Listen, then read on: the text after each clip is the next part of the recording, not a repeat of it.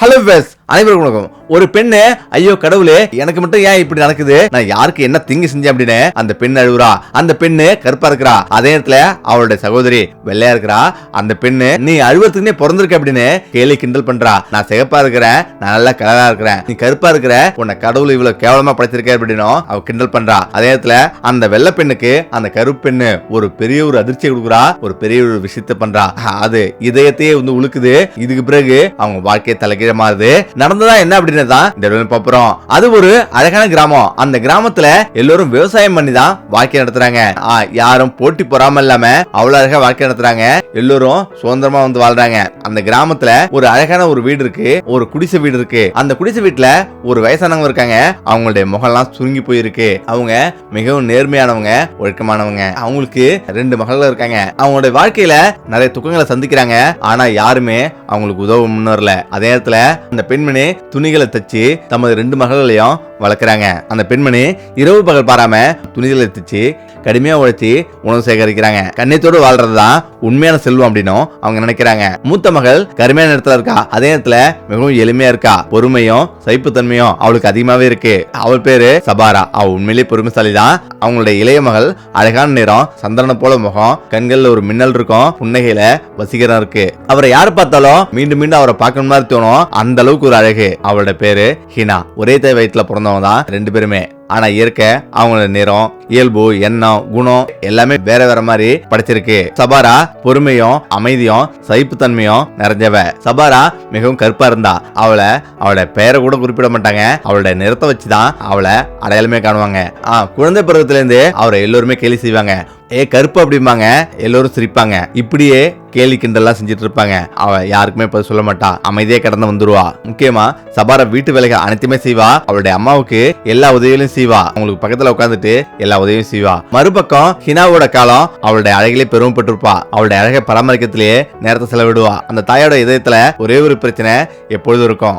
கடவுளே 2 மகளுக்குமே திருமணம் செஞ்சுவே அப்படின்னு எப்போதுமே வேண்டிப்பாங்க. இருவருமே நல்ல ஒரு வீட்டுக்கு மணமகளா போகணும் அப்படின்னும் வேண்டிப்பாங்க. அந்த கிராமத்துல மிகப்பெரிய ஒரு ஆறு ஓடுது. அந்த ஆத்துல தான் எல்லோருமே போயிட்டு தண்ணீர் எடுத்து வருவாங்க. அப்படிதான் அன்னைக்கு காலையிலே சபாரா அந்த ஆத்துல தண்ணீர் பிடிச்சிட்டு இருக்கா.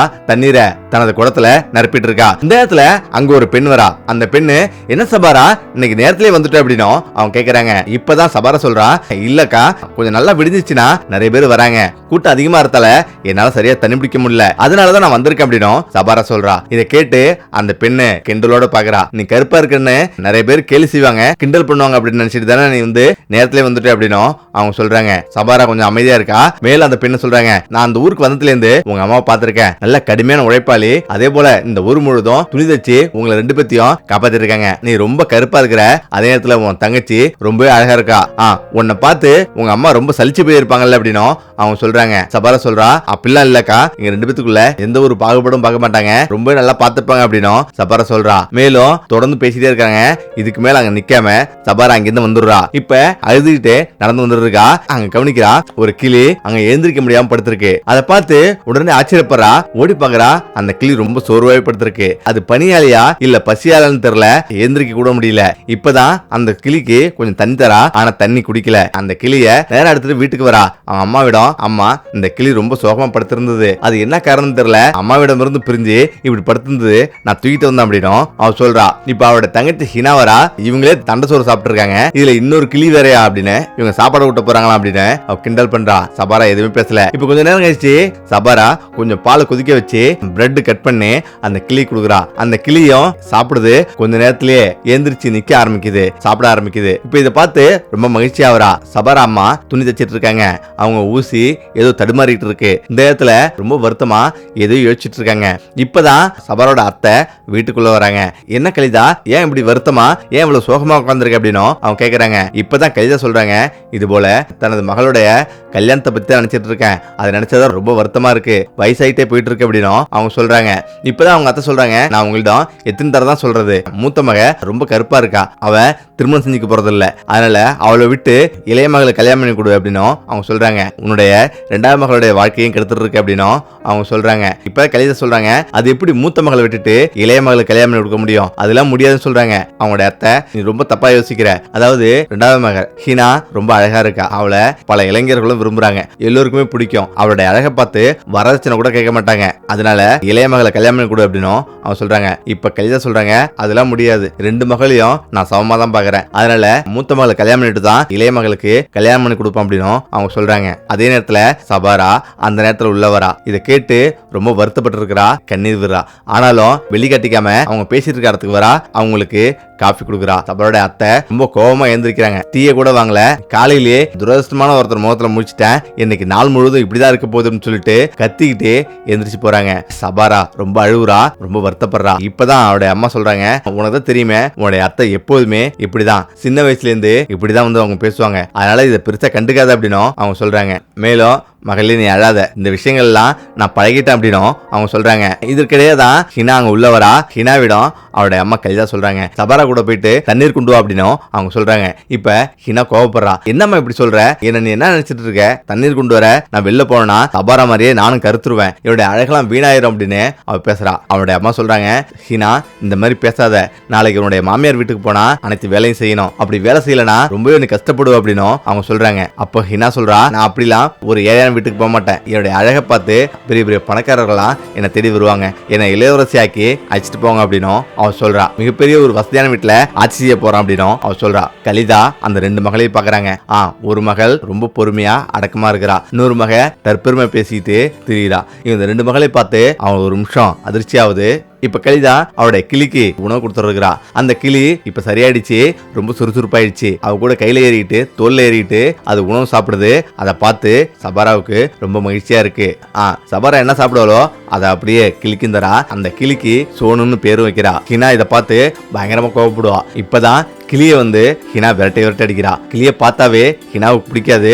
இப்ப அந்த கிளிய பிடுங்கி வெளில வீசுவா. அது ஹினாவை கண்டாவே பயந்து நடக்கும். சுவர்லயும் மரக்கிளைகளையும் போய் உட்காந்துக்கும். இப்ப சுத்தி சுத்தி வரும். இந்த இடத்துல தான் சபாராவை பெண்ணு பார்க்க வராங்க. இப்பதான் சபாரோட அத்தை சொல்றாங்க, கலிதாவிடம் அவங்க வந்து சொல்றாங்க, நீ பெரிய மகளை விட்டுடு, சின்ன மகளை ஹினாவை காட்டு, அவளை கல்யாணம் பண்ணி கொடு அப்படின்னும் அவங்க சொல்றாங்க. கலிதா அதுக்கு மறுத்துறாங்க, முடியவே முடியாது, மூத்தவளை கல்யாணம் முடிச்சுட்டு தான் சின்னவளை கல்யாணம் பண்ணி கொடுப்பேன், அதனால கண்டிப்பா அவளை தான் திருமணம் செஞ்சு கொடுப்பேன் அப்படின்னும் அவங்க சொல்றாங்க. இப்ப அவங்க 2 பேத்துக்குள்ளேயே வாக்குவாதாவது. இப்ப அவங்க போயிடுறாங்க. அதே போல சபாராவை உட்கார வைக்கிறாங்க. சபாரா ரொம்ப கருப்பா இருக்கிறா. டீ கொண்டு வரா சபாரா. ஆனா டீயை கூட எடுக்காம அவங்க கோபத்துல ஏந்திரிக்கிறாங்க. இவ்வளவு கருப்பான பொண்ணை யார் கல்யாணம் பண்ணிப்பா அப்படின்னு கோபமா பேசிட்டு அவங்க வெளியே போயிடுறாங்க.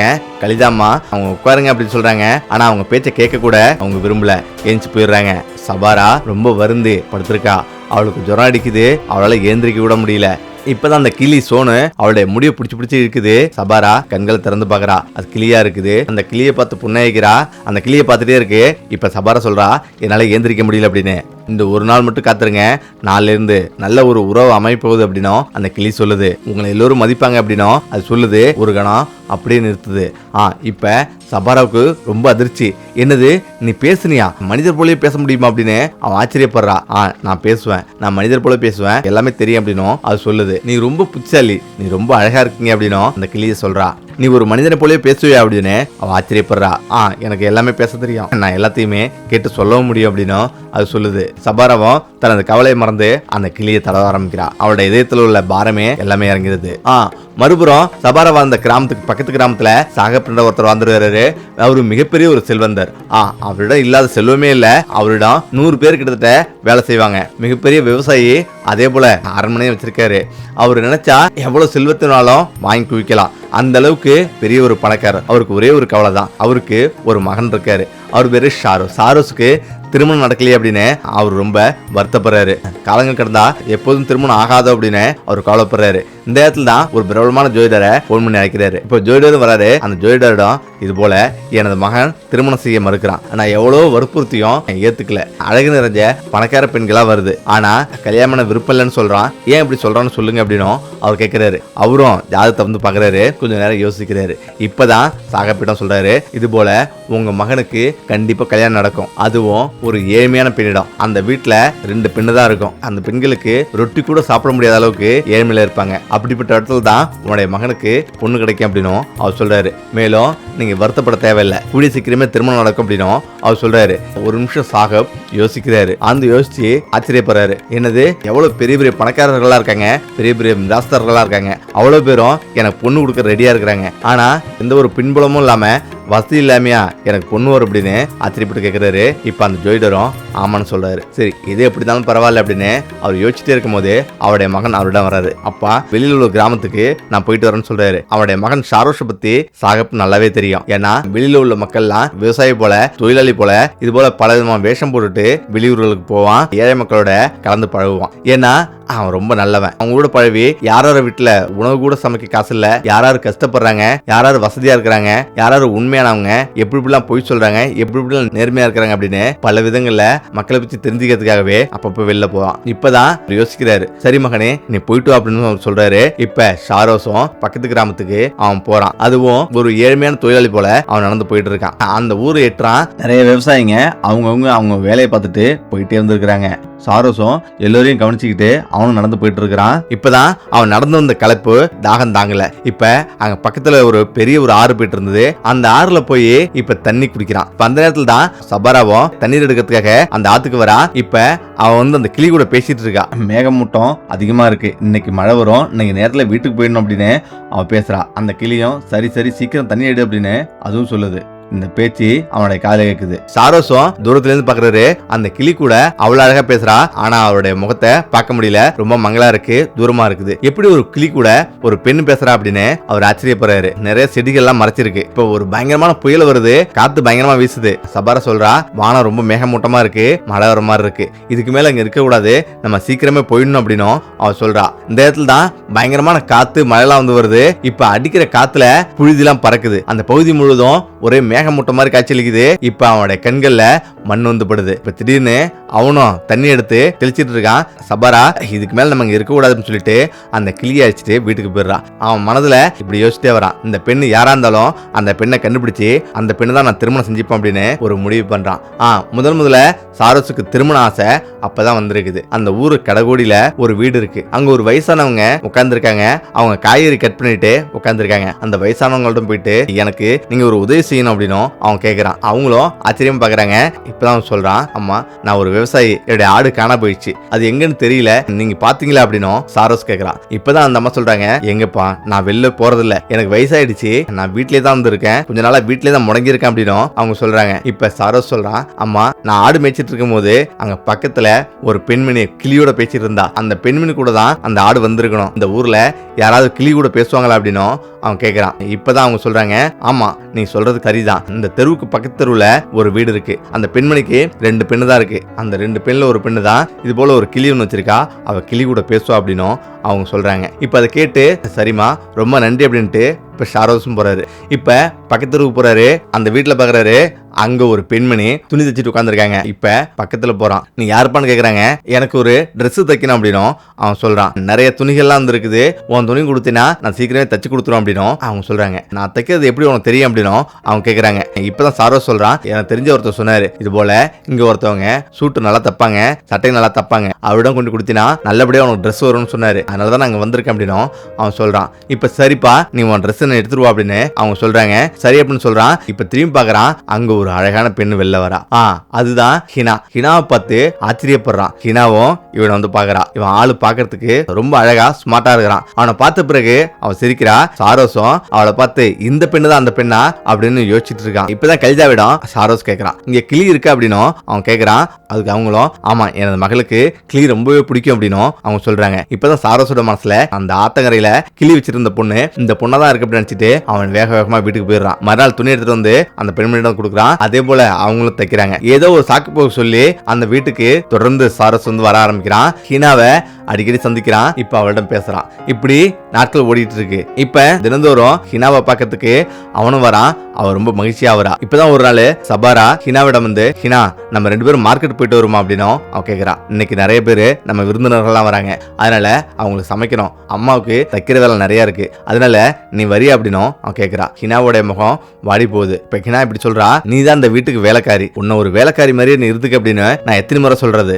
விருந்தினர்கள் உன்னை பக்கம் தான் வருவாங்க, அவங்களும் உன்னை வந்து பாப்பாங்க, நீ கருப்பா இருக்குன்னு சொல்லிட்டு அவங்க ஏஞ்சி போயிடுவாங்க. இதுதான் தொடர்ந்து நடந்துட்டு இருக்கு. இன்னைக்கு இதுதான் நடக்க போகுது. உன்னாலதான் என்னுடைய திருமணம் திருமணம் நிறுத்தி வைக்கப்பட்டிருக்கு. அது ஏன்னு தெரியல. முதல்ல நீ திருமணம் செஞ்சுப்ப, அதுக்கு பிறகு எனக்கு அப்படின்னு அம்மா உறுதியா இருக்காங்க. இது எந்த மாதிரியான பிடிவாதம்னு எனக்கு தெரியல. யாரும் உன்னை விரும்பி திருமணம் செஞ்சு கொள்ள மாட்டாங்க. ஒவ்வொரு முறையும் நான் இதெல்லாம் சொல்லிருக்கேன், உன்னிடம் விட்டு கொடுன்னு சொல்லிருக்கேன். ஆனா நீ கேட்க மாட்டற, அம்மாவும் கேட்க மாட்டாங்க. முகம்தான் உன்னுடைய விதியை தீர்மானிக்குது. அவங்க எல்லோரும் முன்னாடியும் எப்படி உன்னுடைய முகத்தை காட்டிட்டு உனக்கு கொஞ்சம் கூட வெக்கமே இல்லையா அப்படின்னு சபாராவை தொடர்ந்து அவமானப்படுத்துறா ஹீனா.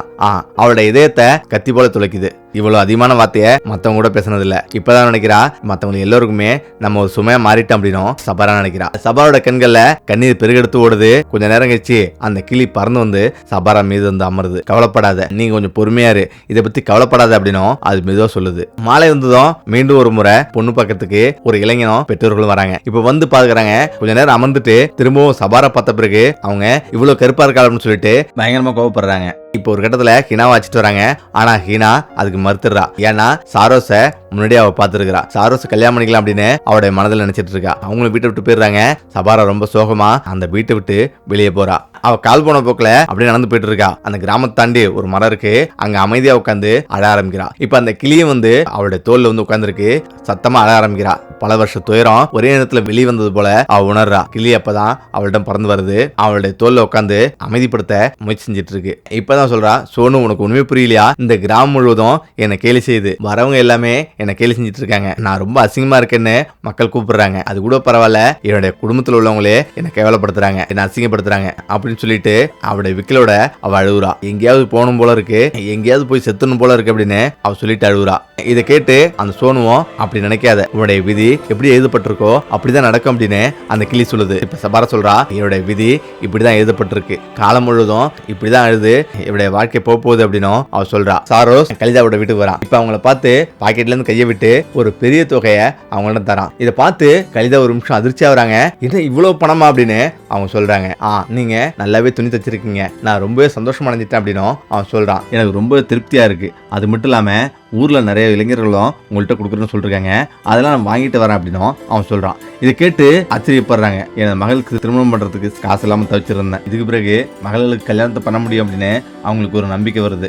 ஏன்னா இன்னும் நிறைய ஆர்டரை நான் பிடிச்சி தரேன் அப்படின்னும் அவன் சொன்னதால அவங்களுக்கு பெரிய நம்பிக்கை வருது. ரொம்ப நன்றிப்பா அப்படின்னும் அவங்க சொல்றாங்க. மேலும் அவன் இப்படி சொல்றான், நான் அவனுடைய மகளை கல்யாணம் பண்ணிக்க விரும்புறேன் அப்படின்னும் அவன் சொல்றான். இதை கேட்டு கலிதா ஒரு நிமிஷம் அதிர்ச்சி ஆகுறாங்க. என்னப்பா நீ யாரையும் எனக்கு தெரியாது அப்படின்னும் அவங்க சொல்றாங்க. இப்பதான் சாரா சொல்றான், நான் பக்கத்து ஊரோட தொழிலதிபர் சாகப்போட மகன். என்னுடைய அப்பா மிகப்பெரிய ஒரு தொழிலதிபர். அதாவது விவசாய நிலம் எங்கள்கிட்ட 100 ஏக்கர் கிட்டத்தட்ட இருக்கு. எங்களை பத்தி கேட்டா எல்லோருக்குமே தெரியும், உங்களுக்கு கூட தெரிஞ்சிருக்கும். அவருடைய ஒரே மகன் தான் நானும். எங்கள்கிட்ட இல்லாத செல்வமே இல்லை. மாறுவேடத்துல நான் எல்லா ஊருக்கும் போவேன். மக்களுடைய இன்ப துன்பத்தெல்லாம் நான் பகிர்ந்துப்பேன், அவங்கள்ட்ட நான் புரிஞ்சுப்பேன்.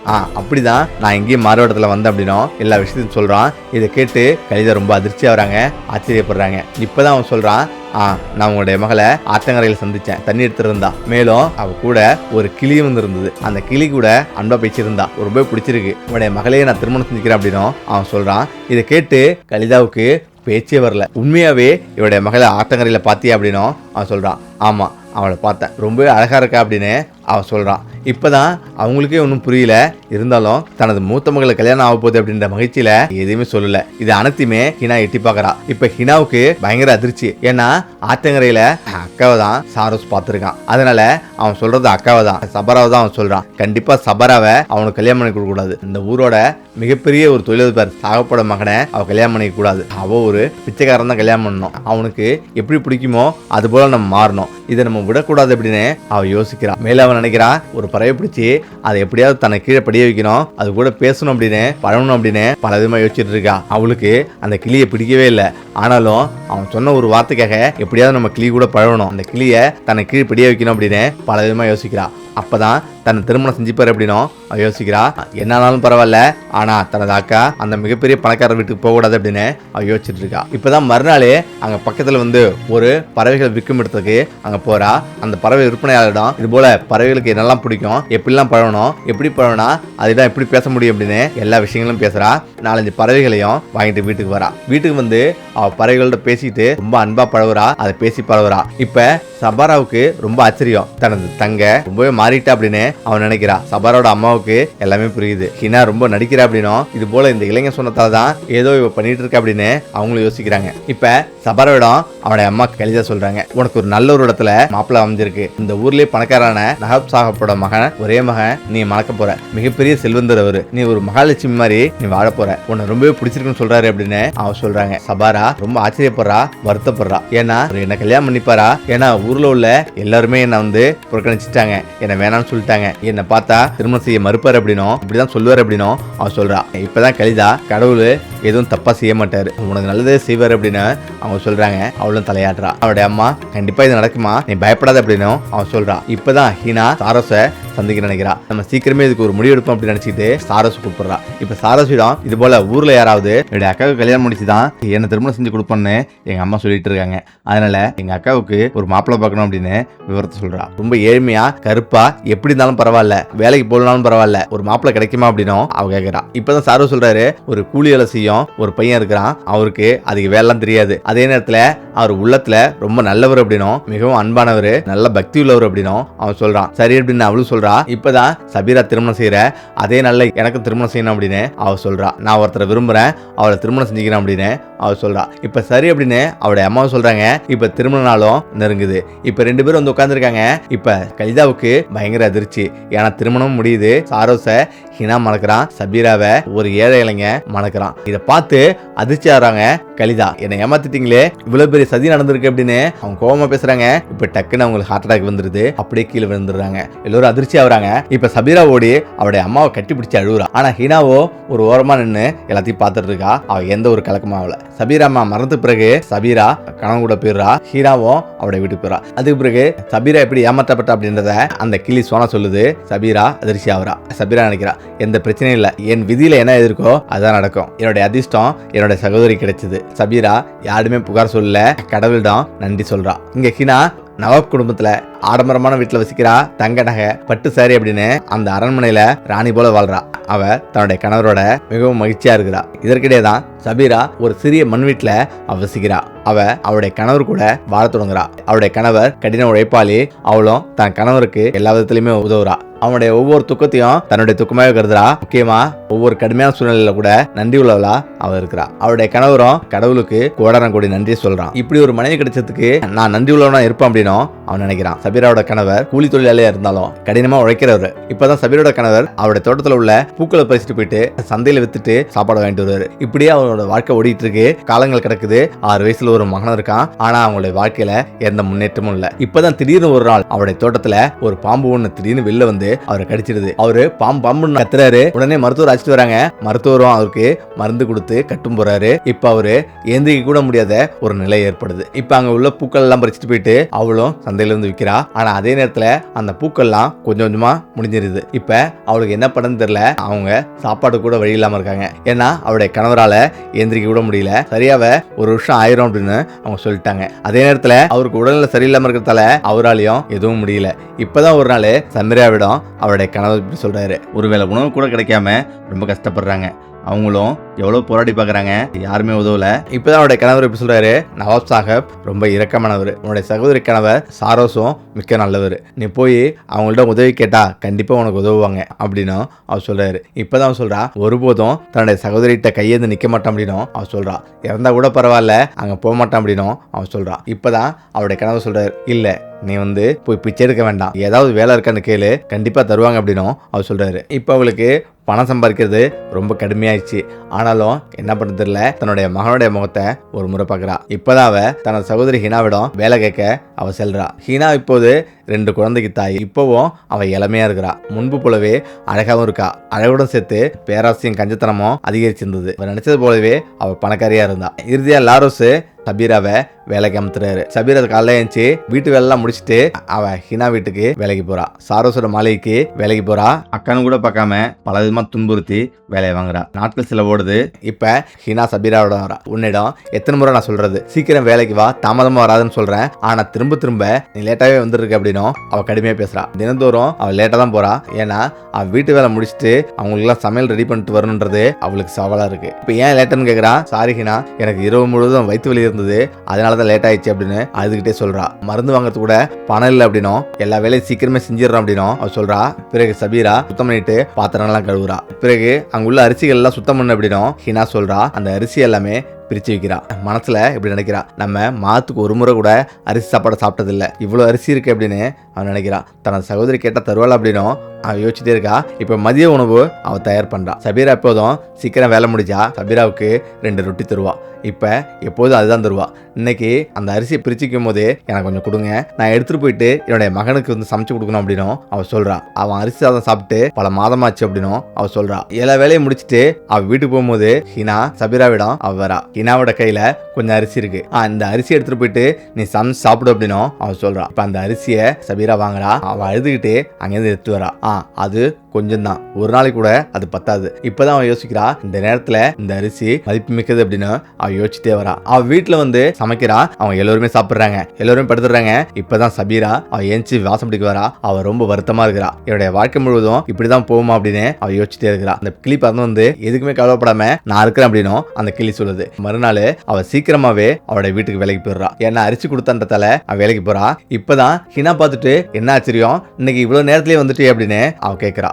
சரி சரி, இன்னைக்கு கல்லீரல் இன்னைக்கு சமைக்கணும், என்னுடைய கணவருக்கு ரொம்பவே பிடிக்கும், சீக்கிரமா எல்லா வேலையும் முடிச்சுட்டு சீக்கிரமா வா அப்படின்னு அவ சொல்றா. எல்லா வேலையும் முடிச்சுட்டு சமைக்க ஆரம்பிக்கிறா. வேலை செஞ்சுட்டு இருக்கும் போதே அவ இப்படி யோசிக்கிறா, தன்னுடைய மகனுக்கும் கல்லீரல் ரொம்ப பிடிக்கும், போகும்போது ஹீனா நமக்கு கண்டிப்பா கொஞ்சம் கல்லீரல் கொடுப்பா அப்படின்னு நினைச்சுக்கிட்டு அவ வேலை செய்யறா. இப்பதான் அவங்க எல்லாருமே சாப்பிட்டு முடிக்கிறாங்க. போற சமயத்துல அவ வந்து எதிர்பார்த்துட்டு இருக்கா, நம்ம மகனுக்கு ஏதாவது கொடுப்பாங்களா அப்படின்னு யோசிச்சுட்டு இருக்கா. இப்பதான் ஹீனா கையில ஒரு பாத்திரம் கொண்டு வரா. அந்த பாத்திரத்துல இது 2 நாளைக்கு முன்னாடி வச்ச கறி குழம்பு, இந்த கறி குழம்பு எடுத்துட்டு போயிட்டு உன்னுடைய மகனுக்கும் கணவருக்கு கொடு அப்படின்னு ஹீனா கொடுக்குறா. மேலும் அவ சொல்றா, இது போல நாளைக்கு நேரத்திலே வந்துரு, ஏன்னா நிறைய விருந்தினர் வராங்க, அந்த விருந்தினர்கள்லாம் சமைக்கணும் அப்படின்னும் ஹீனா சொல்றா. இப்ப சபீரா எதுவுமே பேசல, அப்படியே வாங்கிட்டு வந்துடுறா. இப்படி குழம்பு வாங்கிட்டு வந்து குழந்தைகளுக்கு கொடுக்காத, உடல்நிலை சரியில்லாம போவோம் அப்படின்னு அந்த கிளி சொல்லுது. இருந்தாலும் சபீரா அழுதுகிட்டு அந்த குழந்தை சமைச்சு எல்லாரும் கொடுக்குறா. சரி அப்படின்னு சபீராவும் வீட்டுக்கு வந்துட்டு எல்லோரும் சாப்பிட்டு படுக்கிறாங்க. இப்ப மறுநாள் விடியுது. மறுநாள் நேரத்திலேயே 5 மணிக்கே எந்திரிச்சு வேலையெல்லாம் முடிச்சுட்டு கிளம்புறா. இப்பதான் சபீராவோட மகன் வந்து, என்னம்மா இன்னைக்கு 5 மணிக்கு கிளம்பிட்டீங்க அப்படின்னு அவன் கேட்கறான். இப்பதான் சபீரா சொல்றா, உடைய சித்தியோட வீட்டுக்கு நிறைய உறவினர்கள்லாம் வராங்க, விருந்தினர்கள்லாம் வராங்க, அதனாலதான் நான் நேரத்திலே போகணும், அங்க சமைக்கிற வேலைலாம் இருக்கு அப்படின்னு அவன் சொல்றா. சபீராவோட மகன், என்னம்மா அவங்க வீட்டுக்கு அவ்வளவு விருந்தினர்கள்லாம் வராங்க, நிறைய உணவுலாம் சமைப்பாங்க, என்னை கூப்பிட மாட்டாங்களா அப்படின்னு அவன் சொல்றான். அவன் மகனே, அவன் கூப்பிட்டாங்க, ஆனா அப்பாவை பாத்துக்கிறதுக்கு ஆள் வேணும், எல்லாருமே வெளில போயிட்டா அப்பாவுடைய உடல்நிலை இன்னும் மோசமாகும், அதனாலதான் அத்திர முடியாதுன்னு சொல்லிட்டான் அப்படின்னு அவன் சொல்றான். இப்ப சரிம்மா, நான் அப்பாவை நல்லா பாத்துக்கிறேன். அம்மா, நான் இனிப்பு சாப்பிட்டு 2 மாசம் ஆச்சு, இன்னைக்கு சித்தி வீட்டுல இனிப்பு எல்லாம் சுடுவாங்களாம்மா அப்படின்னு அவன் கேட்கறான். அவளும் ஆமான்னு சொல்றா. இப்ப இனிப்பு கொண்டு வாங்கம்மா அப்படின்னு அவனும் கேட்கறான். சரிப்பான்னு சொல்லிட்டு அவளும் கிளம்புறா. இப்ப விருந்து தடபுடல் நடக்குது. பெரிய பெரிய பாத்திரங்கள்ல கறி, பலகாரம், இனிப்பு எல்லாம் செய்யப்படுது. சபீரா சைல நின்று பாத்துட்டு இருக்கா. இப்பதான் ஹீனா அங்கிருந்து வந்து, என்ன இங்க பாத்துட்டு நிக்கிறதுக்கு தான் இங்க வந்தியா, சீக்கிரமா வேலையை பாரு, அவங்க வந்து சமைச்சு முடிக்க எல்லா பாத்திரத்தையும் கழுவி போடு, நிறைய வேலை இருக்கு அப்படின்னும் அவன் சொல்றான். மேலும் இன்னொரு விஷயத்த நினைவு வச்சுட்டு, விருந்தகம் முன்னாடி இப்படி பேசாத, நீ என் சகோதரி அப்படின்னு யார்ட்டையும் சொல்லாத, அப்படி சொன்னா நான் அழகா இருக்கேன், நீ ரொம்ப அசிங்கமா இருக்கீங்க, கருப்பெண்ணுன்னு சொல்லுவாங்க, நீ எப்படி சகோதரியா இருக்க முடியும் அப்படின்னு எல்லோருமே நினைப்பாங்க, என்னை அவமானப்படுத்தாத, நீ ஒரு வேலைக்காரின்னு சொல்லு அப்படின்னு அவன் சொல்றான். அவன் பின்னாடி இருந்த கிளி எல்லாத்தையுமே கேட்டிருக்கு, ஆனா அது அமைதியா இருக்கு. வேலை செஞ்சுட்டு இருக்கும் போதே அவளுடைய இதயம் கொஞ்சம் கொஞ்சமா உடஞ்சு கொண்டிருக்கு. அந்த நொடி அந்த கிளி சபீராவிடம் பறந்து போகுது. இந்த வேலை செய்யாத சபீரா, இவ்வளவு அவமானங்களை தாங்கிட்டு இப்படி வேலை செய்யணுமா, ரொம்ப வருத்தமா இருக்கு, உன்னுடைய சகோதரி உன்னை பார்த்து முகம் சொல்லிக்கிறா, எல்லாத்தையுமே விட்டுட்டு வீட்டுக்கு போவோம் அப்படின்னு அந்த கிளி சொல்லுது. சபீராவோட கண்கள்ல இருந்து கண்ணீர் வழியுது. அவ அழுகுறா. நான் வீட்டுக்கு சென்றா மகன் பசியோடு இருப்பான், என்னால பசியை தாங்கிக்க முடியும், ஆனா என்னுடைய கணவரும் குழந்தையும் பசியோடும் இருக்க மாட்டாங்க. இப்ப அந்த கிளி சோனுவும் ஒரு குணம் அமைதியா இருக்குது. அந்த கிளிக்கும் கண்ணீர் வருது. திடீர்னு பறந்து செல்லுது. அங்கே ஹீனா விலையுந்த உடையோட அவரோட உடல் முழுவதும் நகைகளால் அலங்கரிக்கப்பட்டு அனைவரும் முன்னாடியும் வந்து உட்கார்ந்துருக்கா. சபீரா பசியால சோர்ந்து போயிருக்கிறா. அவ ஒரு மூலையில அமைதியா அமர்ந்திருக்கிறா. அவருடைய வயிறு பசிக்குது, ஆனா அதை வெளியில சொல்ல முடியல. விருந்தினர்களும் குழந்தைகளும் உணவு சாப்பிடும் போது சாப்பிட்டுட்டு கீழே போட்டிருந்தாங்க. இந்த காட்சியை பார்த்ததும் சபீரா எப்படி நினைக்கிறா, குழந்தைகள்லாம் தங்களது உணவை வீணாக்குறாங்க, அது கீழே விழுது. தரையில விழுந்த அந்த உணவை சபீரா ஒவ்வொன்றா எடுத்து வைக்கிறா. அந்த விருந்து முடிஞ்ச பிறகு எல்லோருமே அவங்க வீட்டுக்கு போறாங்க. இன்னும் உணவும் இனிப்புகளும் மீதம் இருக்குது. ஹீனா மீண்டும் கட்டளையிடுறா, இந்த உணவு பொருளையும் இனிப்பையும் ஒரு பக்கம் சேர்த்து வை, ஒரு ரூம்ல சேர்த்து வை, எதையுமே தொடாத, சேர்த்து வைன்னு சொல்றா. இப்ப சபீரா அவங்க சாப்பிட்ட பிறகு அந்த தட்டெல்லாம் எடுத்து அடுக்கிட்டு இருக்கா. அவளையும் சாப்பிட கூப்பிடல. இப்ப சபீரா நினைக்கிறா, நம்ம போகும்போது நம்மளுடைய தங்கச்சி கண்டிப்பா கொஞ்சம் இனிப்பும் கறியெல்லாம் கொடுப்பாங்க அப்படின்னு யோசிச்சுட்டே வந்திருக்கா. இப்ப எல்லா விருந்து முடியுது. எல்லா பாத்திரத்தையும் எடுத்து கழுவி வச்சுட்டு எல்லாத்தையும் சுத்தம் பண்ணி சைடுல வைக்கிறா. இப்பதான் அவன் வீட்டுக்கு போறதுக்கு தயாராயிட்டு இருக்கா. ஹினா 2 பொட்டலத்தோட அங்க வரா. இப்பதான் அவன் கையில கொடுக்குறா. இதை எடுத்துட்டு போயிட்டு உடைய கணவரு குழந்தைய கொடு அப்படின்னு அவ சொல்றா. அது அவ ஏற்கனவே அவங்க சாப்பிட்டு போட்ட அந்த எலும்பு துண்டெல்லாம் கட்டி வச்சிருந்திருக்கா. அந்த இனிப்பு பலகாரம்லாம் மீந்ததை கட்டி வச்சிருந்தா. அதை எடுத்து நாய்க்கு போடுறதுதான் வச்சிருக்காங்க பிறகு அப்படின்னு மடிச்சு வச்சிருந்தா. அந்த பாக்கெட்டு தான் திரும்ப அவ கைக்கே வந்திருக்கு. அதை பார்த்து அதிர்ச்சி ஆகிறா. சரின்னு சொல்லிட்டு அவ வெளில வந்துடுறா. தனது மகன் இன்னைக்கு இனிப்பு கேட்பானே, நம்ம என்ன சொல்றது அப்படின்னு யோசிச்சுட்டு வந்துருக்கா. அழுவுறா. அவ அழுதுகிட்டே நடந்துருக்கா. இந்த இடத்துல தான் அந்த காட்டு வழி நடந்து போகும்போது அந்த காட்டுல ஒரு பெரியவர் வந்து வச்சுக்கிறாரு. இப்ப அந்த பெரியவர் எடுத்த மாதிரி அவர் வந்துருக்காரு. என்னம்மா ஏமா இவ்வளவு சோகமா போயிட்டு இருக்கு அப்படின்னும் அவர் கேக்குறாரு. இப்பதான் அவர் சொல்றா, இல்லையா அதெல்லாம் ஒண்ணும் இல்ல, நான் சந்தோஷமா தான் போயிட்டு இருக்கேன் அப்படின்னு சொல்றா. அம்மா எனக்கு ரொம்ப பசிக்குது, ஏதாவது சாப்பாடு இருந்தா குடும்பம் அப்படின்னு அவர் கேக்குறாரு. இப்ப ஐயா இதுதான் இருக்கு, இது வேண்டாயா அப்படின்னு அவங்க சொல்றாங்க. இல்லம்மா உன் கையில உள்ளது மனிதர்கள் தின்னு போட்ட எச்சம் தான் இருக்கு, அது விலங்குகளுக்கு போடுறது, அதையாம நீ எடுத்துட்டு வந்திருக்க அப்படின்னும் அவர் சொல்றா. இப்பதான் நடந்த விஷயத்தெல்லாமே அவன் சொல்றா. 2 பையவும் இங்க வைமான்னு சொல்றாரு. இப்ப அவளும் அவன் வச்சிடுறா.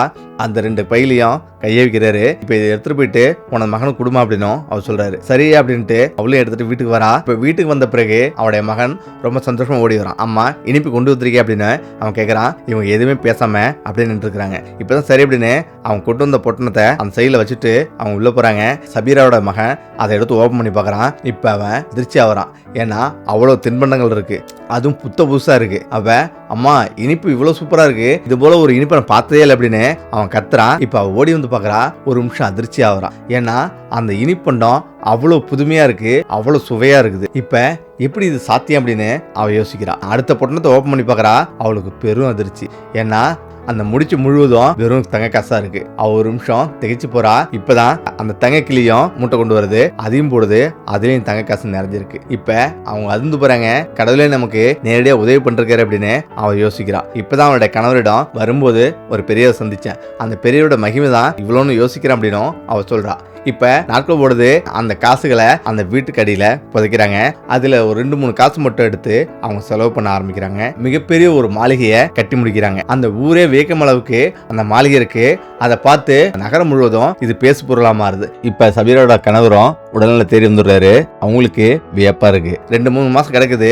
சபீரோட தங்கச்சி ஹினாவுக்கு கோபம் வருது. ஹினா இப்படி சொல்றா, ஏன் அவன் வரல, அவ ஒரு விதவை ஆயிட்டாளா அல்லது அவருடைய கணவர் இறந்துட்டாரா, அதனாலதான் அவன் வரலையே அப்படின்னும் ஹினா பேசுறா. ஹினாவோட கணவருக்கு கோபம் வருது. இப்பதான் ஹினா உடனே அவளுடைய வேலைக்காரனை கூப்பிட்டு அவன் என்ன ஆனா அப்படின்னு போய் பாத்துருவா அப்படின்னு சொல்றா. இப்ப அவனுடைய வேலைக்காரனும் அவனுடைய வீட்டுக்கு போறாங்க. அவன் வீட்டுக்கு முன்னாடி பார்த்தா மிகவும் பிரம்மாண்டமா இருக்கு. அவன் அதிர்ச்சியா வரான், ஆச்சரியப்படுறான். இப்ப வீட்டு உள்ள நுழைஞ்சு போறான். சபீரா நகை பட்டு சேலாம் அணிஞ்சு பாக்கிறதுக்கு பணக்காரி மாதிரி இருக்கா. மிகப்பெரிய ஒரு பணக்காரங்களா மாறி இருக்காங்க. முச்சரிக்க அவன் வேகமா ஓடி வரான். இப்ப சமீராவிடம் அவங்க மிகப்பெரிய ஒரு பணக்காரங்களா மாறிட்டாங்க. இந்த ஊர்லயே யாருமே இல்லாத அளவுக்கு பணக்காரங்களா மாறிட்டாங்க அப்படின்னும் அவன் சொல்றான். இதை கேட்டு ஹினா ரொம்ப அதிர்ச்சி ஆகுறா. அவ கோபமா கத்துறா. இது எப்படி சாத்தியம் அப்படின்னு அவ கத்த ஆரம்பிக்கிறா. ஒரு வேலைக்காரி எப்படி ஒரே இரவுல பணக்காரியா மாற முடியும், அவளுக்கு அப்படி என்னதான் பொக்கிஷம் கிடைச்சது அப்படின்னு அவளுடைய முகம் துடிக்குது. இப்ப வேலைக்காரன் அந்த இடத்துல இருந்து வெளில போயிடுறா. இப்ப ஹீனா கோவப்படுறா. அவளுடைய கணவர் வீட்டுக்கு வந்த பிறகு அவ எரிச்சலோட இப்படி சொல்றா, கருப்பா இருக்கிற என்னோட சகோதரி ஒரே இரவுல பணக்காரி ஆயிட்டா உனக்கு தெரியுமா அப்படின்னு அவ கோவப்பட்டு பேசுறா. அவளுடைய பாழடைஞ்ச வீடு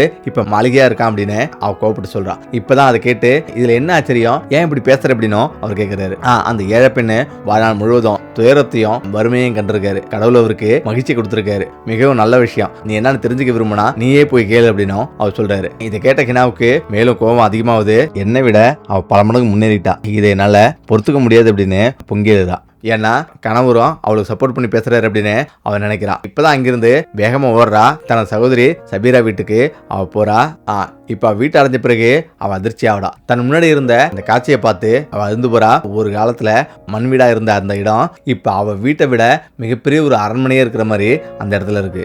அவளுடைய இதயத்துல பொறாமையும் கோபமும் வருது. வயிறு எறிகிறா. லைட்டா சிரிச்சுக்கிட்டே உள்ள போறா. சபீராவை, சகோதரி நீங்க பல நாளா வேலைக்கு வரல, அதான் என்னன்னு விசாரிக்க வந்தேன் அப்படின்னும் அவ சொல்றா. மேலும் அப்படின்னும் சகோதரி நீங்க எப்படி இவ்வளவு பெரிய பணக்காரனா மாறுறீங்க அப்படின்னும் அவ கேக்குறா. எப்பொழுதுமே ஏழையா தான் இருந்த, அதே நேரத்துல உங்களுடைய கணவரும் நோய்வாய்ப்பட்டு இருந்தாரு, என்ன மாயாஜாலம் நடந்தது, எப்படி வாழ்க்கை மாறினது அப்படின்னும் அவ கேக்குறா. இப்ப சபீரா இது மந்திரம் இல்ல, இது கடவுளோட கருணை அப்படின்னும் சபீரா சொல்றா. நான் பொறுமையா இருந்தேன், இறைவன் மீது நம்பிக்கை வச்சேன் அப்படின்னும் அவ சொல்றா. கடவுள் எல்லா நேரத்திலயும் ஏழைகளோட கதவை மூடி வச்சிருக்க மாட்டாரு, என்னைக்காவது ஒரு நாள் திறப்பாரு அப்படின்னும் அவ சொல்றா. சரி நான் உன்னிட்ட உண்மை மறைக்க நான் நினைக்கல, எப்படி நான் சொல்றேன்னு சொல்லிட்டு இது போல நீ கொடுத்த சாப்பிட்ட எலும்பு இதெல்லாம் எடுத்துக்கிட்டு நான் வந்துருந்தேன். இந்த இடத்துல தான் அந்த காட்டுல ஒரு பெரியவர் இருந்தாரு, அவரு என்னோட சாப்பாடு கேட்டாரு. இந்த இடத்துல இதுதான் இருக்குன்னு காட்டினேன். இப்ப அவரு கையை வச்சாரு. கையை வச்ச பிறகு வீட்டுல வந்து பார்த்தேன், இவ்வளவு செல்வம் இருந்தது அப்படின்னும் அவள்கிட்ட சொல்றா. இதை கேட்டு அவ கொதிச்சு போறா. இப்ப உடனடியா நம்மளும் இது மாதிரி பண்ணணும் அப்படின்னு அவ யோசிக்கிறா. இப்ப அவளுடைய கணவரோட சொல்றா.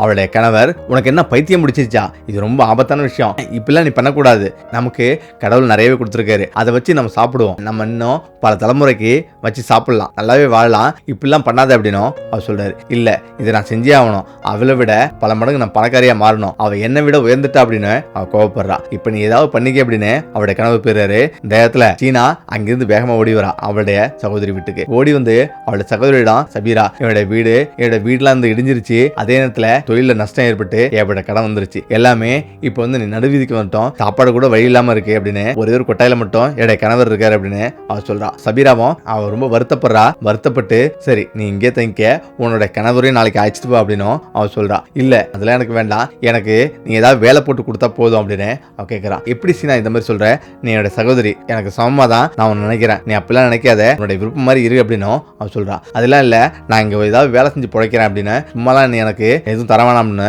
அவ சொல்றா. சரி அப்படின்னு அவளும் வேலை செய்யணும்னு சொல்றா. இப்ப அவ வேலை செஞ்சுட்டு இருக்கும் போதே என்ன நோக்கத்துக்காக வந்திருக்க அப்படின்றத சபீராவுக்கு தெரிஞ்சிருது. இப்ப அவ வேலை செஞ்சு முடிச்சிருப்படு நல்ல கறி, சாம்பார், நல்ல உணவு பண்டம், தின்பண்டம்லாம் நிறைய கொடுத்து உன்னோட கணவர் உன்னுடைய குழந்தைகளை கொடு அப்படின்னு அவ கையில கொடுக்குறா. இப்பதான் அதெல்லாம் வேண்டாம் அப்படின்னு சொல்லிட்டு எனக்கு நீங்க சாப்பிட்டு போட்ட அந்த எலும்பு துண்டை மட்டும் கொடுங்க, அதை நான் எடுத்துட்டு போறேன் அப்படின்னும் அவ சொல்றா.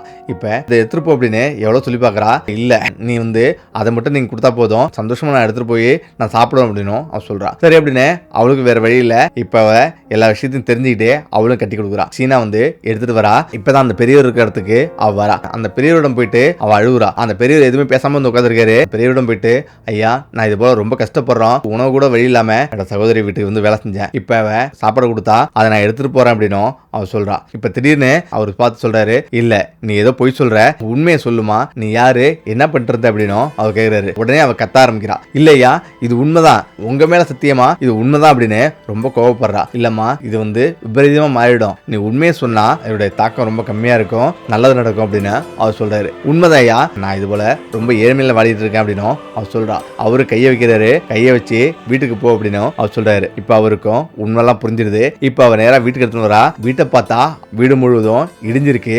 அவருடைய கணவர் ஆபத்தான நிலையில அங்கிருந்து வராரு. மிகப்பெரிய அதிர்வு ஏற்பட்டு பில்டிங் இடிஞ்சிச்சு அப்படின்னு ரொம்ப வருத்தப்பட்டு பேசுறாரு. இப்ப இவளுக்கு ஒண்ணுமே புரியல. இப்ப அவ கொண்டு வந்த அந்த பொட்டணத்தை விரிச்சு பாக்குறா. அதுல ஃபுல்லா புழுக்கள்லாம் நெளிஞ்சிட்டு இருக்கு. இதை பார்த்து அலறா. இவ்வளவு பெரிய தப்பு செஞ்சிட்டமே அப்படின்னு ரொம்ப வருத்தப்படுறா. திரும்பவும் அந்த பெரியவரிடம் போவோம் அப்படின்னு அந்த பெரியவர் நோக்கி அவ ஓடுறா. ஆனா அந்த பெரியவர் அந்த காட்டுல இல்ல. அந்த இடமே யாரும் இல்லாத வெட்டந்தரையா இருக்கு. இப்ப அதை பார்த்து அதிர்ச்சி ஆவரா. அங்க பக்கத்துல ஒரு குடிசை இருக்கு. அந்த குடிசையில போய் உட்காந்துட்டு அவ அழுவுறா. அவருடைய கணவரும் அங்க வந்துடுறாங்க. இப்ப கூலி வேலை செஞ்சு வாழ்க்கை நடத்துறாங்க. எப்பொழுதுமே ஒருத்தவங்களை பார்த்து புறம்படக்கூடாது, ஒருத்தவங்களை ரொம்ப கேலி கிண்டலும் பண்ணக்கூடாது. அப்படி செஞ்சா அது நமக்கே திரும்புன்றதுதான் இந்த வீடியோ ஒரு உதாரணம். ஓகே, நம்ம இந்த வீடியோ பிரச்சனை மீண்டும் அடுத்த சந்திப்போம். நன்றி, வணக்கம்.